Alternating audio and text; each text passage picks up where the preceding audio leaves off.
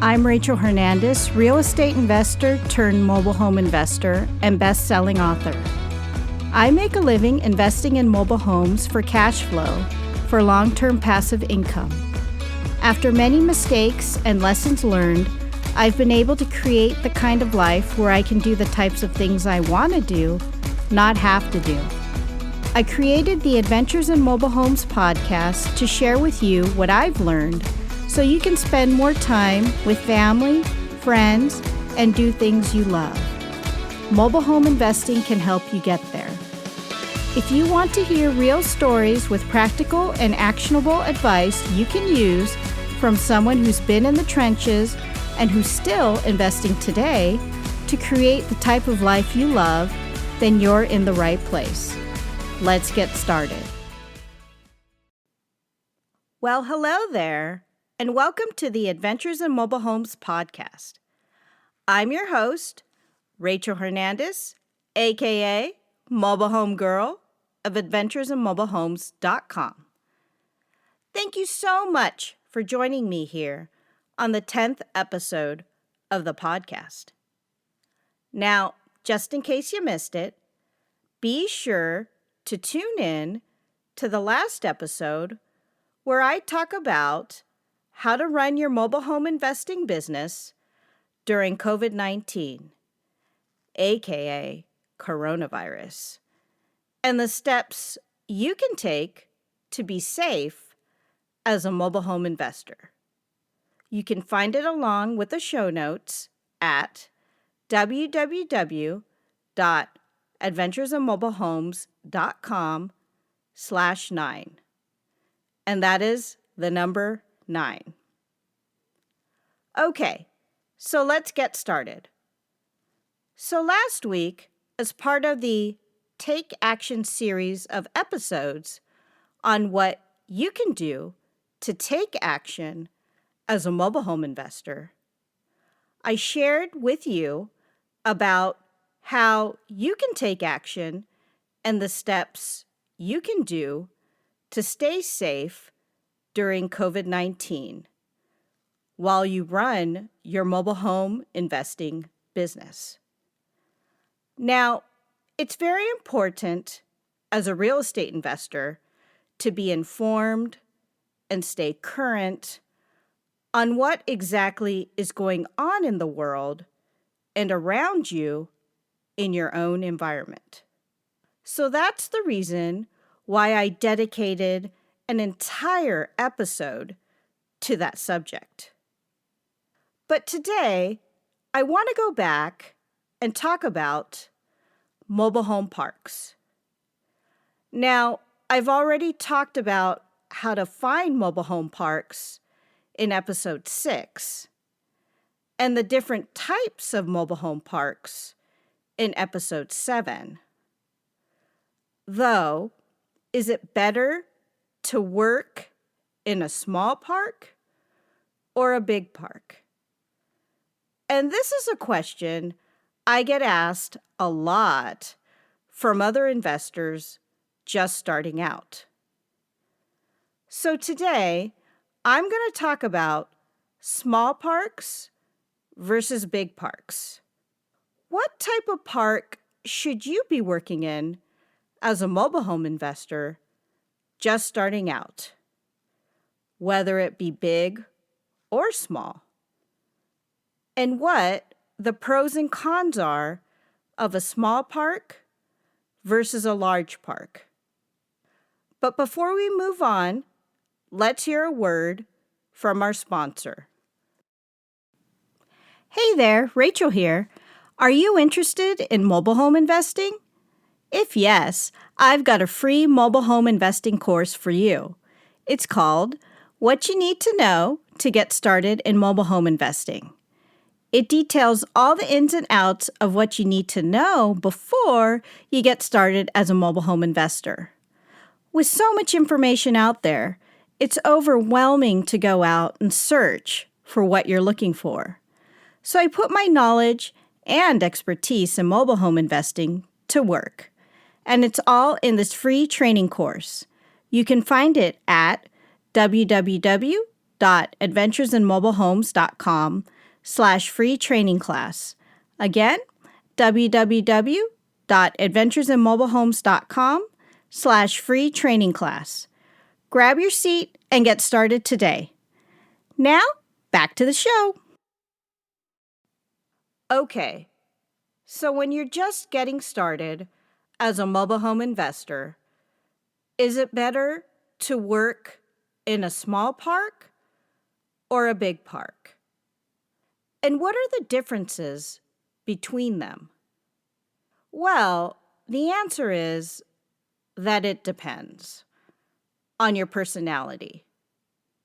When I first started out as a mobile home investor, I really thought working with small parks was the way to go.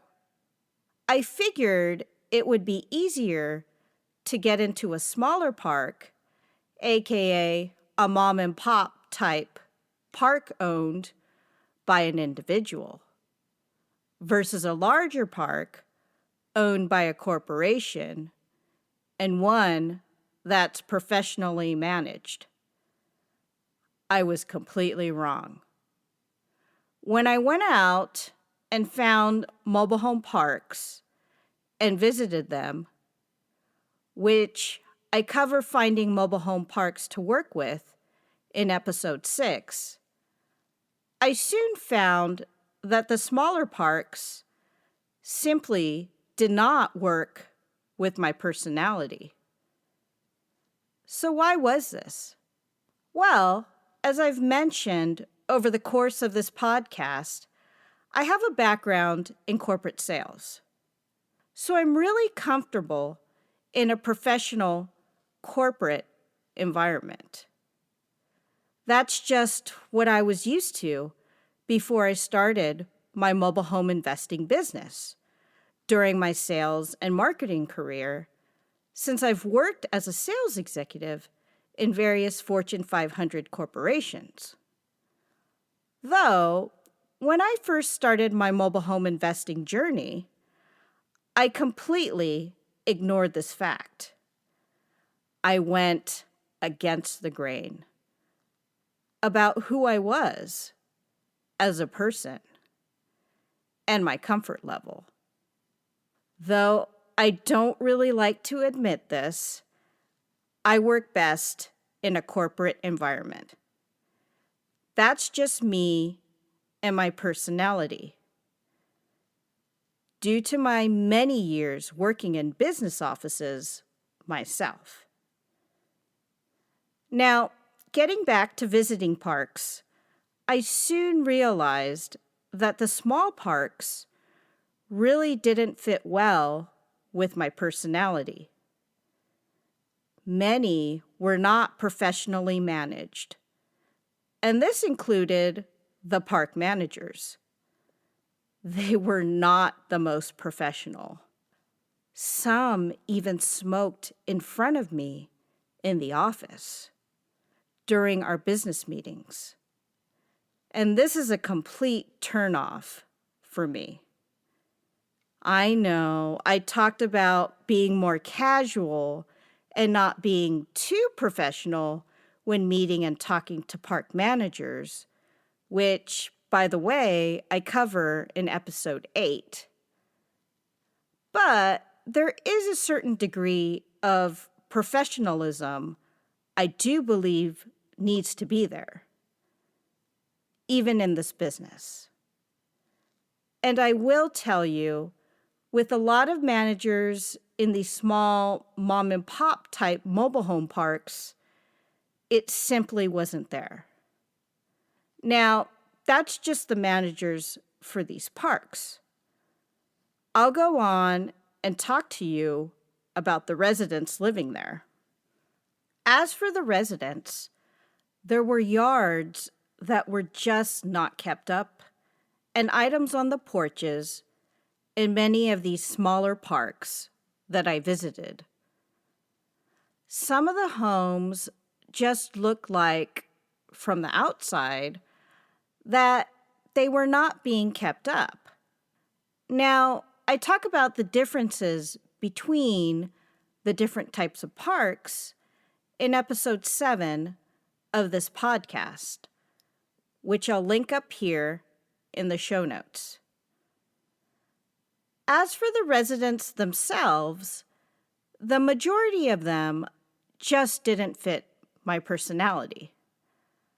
I soon found this out as I was knocking on doors, passing out flyers to tell people I bought mobile homes, which I really don't recommend doing until you choose the types of parks you want to work in and know the type of clientele the park attracts and the type who live there. This was my mistake, and the reason I'm doing this podcast episode on this topic. Now, I remember some residents who were men would answer the door. Some did not wear a shirt or had a lot of tattoos. There were some who asked me to come in to have a beer with them or just had a beer in their hands. This totally made me uncomfortable. As a petite, college-educated girl who grew up in the suburbs, I was in a completely different world. One which didn't match my personality and who I was. And this was my mistake.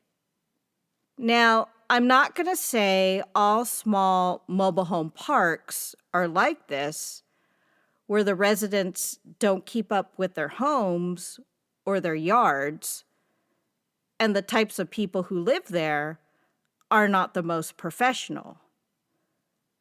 That's simply not true.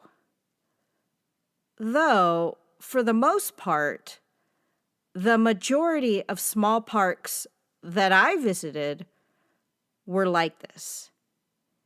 And it was a complete turnoff.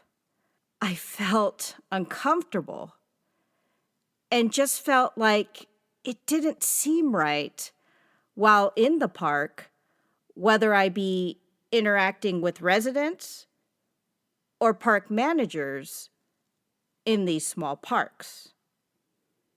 But still, I ignored this fact.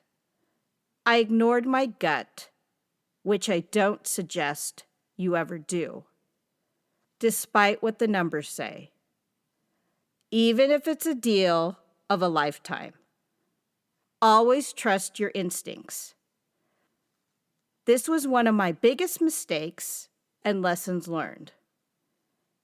I remember working in a small park and having to deal with a park owner directly. Going against my gut and my instincts, I bought a home in this park. It was a small 2-bedroom, 2-bath mobile home built in the mid-1980s. Well, after I fixed up the home, I found a couple for it, who, by the way, weren't the hardest people to work with. Though we had a few hiccups along the way as they bought the home making payments to me, which I'll talk more about in a future podcast episode. So stay tuned. In any case, after they moved in and did all of the paperwork with me, this couple would constantly complain to me about the park owner. Why? Well, it turns out the park owner did not want to put in the money to submeter the entire park for water. So basically, the lot rent amount every month included water. Essentially, residents were getting free water every month. Now, this seems like a good deal for residents, but how about for the park itself and its operating costs? Little did the park owner find out that the water bill was getting too high and eating into the operating costs of the park. So what did he do? Did he submeter the entire park? Which most parks are, so that each resident pays for the water they actually use. The answer is no. He did not submeter the park. Why? To save on costs. What ended up happening was that every month, or even multiple times a month, this park owner would knock on each resident's door. He would ask to come into their home without notice, which, by the way, is against the law, as in many areas, landlords have to give notice before they can come into a tenant's home, unless the home is burning, and inspect the home for leaks. I kid you not. So this park owner would actually go into the home as he were going to inspect it. He would check underneath the sink, run the toilets, and make sure they weren't leaking. And also the tub and or the shower to make sure they weren't leaking either. Then he would go outside and open up the skirting to go underneath the home to check for leaks. He would ask the residents to keep running the water while he was underneath the home to see if anything was leaking. If there were any leaks, he would ask the residents to fix them. And on every visit, he would tell the residents not to use so much water. Yes, you heard me right. The residents living in this park would get a lecture from the park owner every month about water usage and the importance of conservation and not being wasteful. He would do this every month, sometimes multiple times a month, to every single home on the lot. The owner of the park, not the park manager or the maintenance staff, which he didn't have either. This is a true story, and I'm not joking. In any case, this was ridiculous, and I just had to tell my residents they had to comply with what he wanted. Though I did tell them I talked to the park owner about trying to give notice before he came. When I told the park owner this, he told me he'd try, but couldn't guarantee it because he was so busy. In any case, this was just one experience I had working in a small park. After a while, I just knew I had to focus in other parks, those that worked with my personality. And so I turned my focus and efforts to bigger parks, mostly corporate-owned parks. Now, at the time, I had already done business in and established relationships with park managers in larger parks. In episode 3 of this podcast, I talk about my first mobile home deal, which was in a large park, a corporate-owned park. So I already knew what to expect in these types of parks. Though, as a beginning mobile home investor, I didn't have the ability to see outside of myself and reflect. I was working in the business and didn't see all of this because I was managing the day-to-day operations. At the end of the day, I didn't want to take the time to reflect on the business because I was just too tired from working. Visiting parks, interacting with park managers, meeting with sellers, and finding prospective buyers for the homes I had on the market. All of this can drain you as a person. And my energy was already spent doing these activities.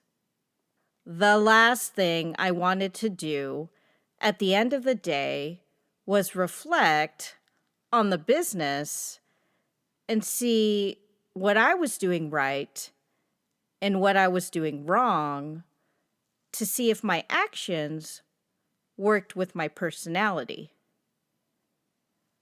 Failing to do this cost me time and money, but it was definitely a learning experience. So what I learned was that it was really the larger parks, many times corporate owned, where I felt the most comfortable and those that worked best with my personality. In the beginning, I was scared to deal with these types of parks because I thought they were too corporate-like and wouldn't want to work with a small investor like me. Though I soon found out it really didn't matter. Whether or not the park manager or owner wanted to work with me really depended on their personality. And there was nothing I could do to change that. Either they wanted to work with me or they didn't want to work with me. It was as simple as that. Once I got over the approach and learned how to actually talk to park managers through experience, which I cover in episode 8 of this podcast, it really wasn't a big deal. After I decided to just focus on bigger parks, which were corporate owned most of the time, they just got easier. I felt comfortable being in a professional setting, meeting with park managers with set office hours during the day. If things needed to get done, I wasn't being hounded on the phone. I'd simply just get a notice or a quick email from the manager. Things really weren't a big deal. Either I complied to do these items or get a fine. It really wasn't this way in smaller mom and pop type parks.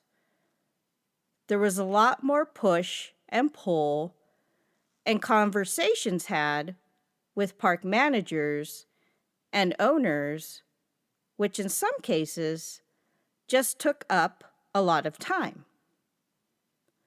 There was one smaller park in particular that was a mom and pop type park where I spent way too much time in.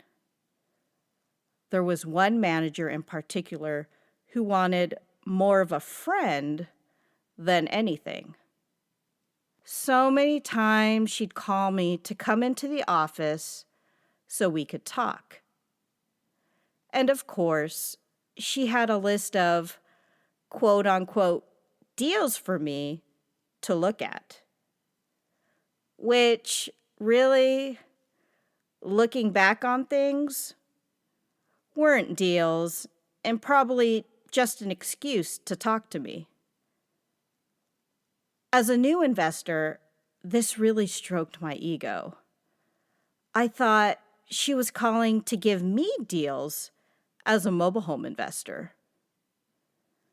But honestly, this was not a park I do business in today.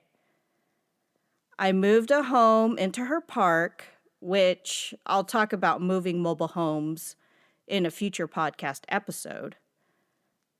And to tell you the truth, I got really lucky with the residents I found for it. She was very responsible and college educated, which surprised the park manager, which she even told me. Now, maybe this should have been a warning about the types of people the park attracted. Those who were not as responsible. Getting back to the story, this just wasn't the type of park that I'd work in. It wasn't professionally managed. The manager was not professional either. And I felt uncomfortable in the park. I remember the park manager even had to lock the office door during our meetings just in case a suspicious character came by wanting to use the bathroom. I know this sounds crazy, and why would I even work in a place like this? But at the time, I really didn't take a moment to reflect on what was happening, and I went against my gut and my personality. So the moral of the story is to work in parks that you feel comfortable in. Not every small park is going to have the types of homes, residents, managers, and even owners that I've mentioned in this episode. That was just my experience. There are some small parks with decent residents, managers, and owners who actually take care of where they live and manage and keep a certain degree of professionalism. I've been in a few myself. So your experience can be different than mine with small parks. But overall, I found the larger parks, who were mostly corporate owned, worked better with my personality. I felt comfortable in these parks and the park managers who ran them. It truly felt like a corporate environment, which was normal to me and what I was used to. The only thing that was stopping me was a fear of the park manager rejecting me, which many did, and not wanting to work with me, which happened, as I've mentioned in this podcast, in other episodes. But what I found was that it wasn't every park manager and large park I visited. There were some large parks where the manager actually wanted to work with me. In many of these parks, the park manager was nice and actually told me to stay in touch. And I did. And it paid off. Big time. As I mentioned in episode 8 of this podcast about how to talk to park managers, I eventually got into a large park, one that is corporate run with 1,000 lots. Enough business to keep me busy for a long time. So there you have it. My advice on which types of parks are better to work in, whether they be small parks or large parks. And the answer is that it depends on your personality and comfort level. Just because working in smaller mom and pop type parks didn't work for me, and I preferred larger corporate-owned type parks, doesn't mean it won't work for you. Whether or not working in a small park or large park works for you completely depends on your comfort level and personality. Just remember, not all parks are the same. Not all parks have the same types of residents and attract the same type of clientele, whether they be big parks or small parks. Not all parks have the same types of managers and or owners, whether they are big parks or small parks. It really depends on the park. So when going out to visit parks, you have to evaluate the park by itself. Don't try to group them all together. Assuming a park isn't good for you to work in because it's a small park and you have certain beliefs about these types of parks isn't the way to go. Until you actually visit the park and find out exactly what type of park it is in the first place. Now, once you visit the park, evaluate it. Meet the residents, drive the park, talk to the park manager. Only then can you make a determination whether or not this is a good park for you to work in based on your comfort level and personality. I failed to take this step as a beginning mobile home investor. I failed to reflect on these things as I visited the parks. To me, all I saw were deals, and my goal was to try to get into these parks in the first place, no matter what type of park it was. Yes, it gave me a lot of experiences, and I learned a lot of lessons. Many I am sharing with you here in this podcast. But if I just took the time to reflect on these things, I could have saved myself a lot of time, money, and heartache. But as the old saying goes, c'est la vie, that's life. Again, evaluate each park individually as you visit them, whether they be big parks or small parks.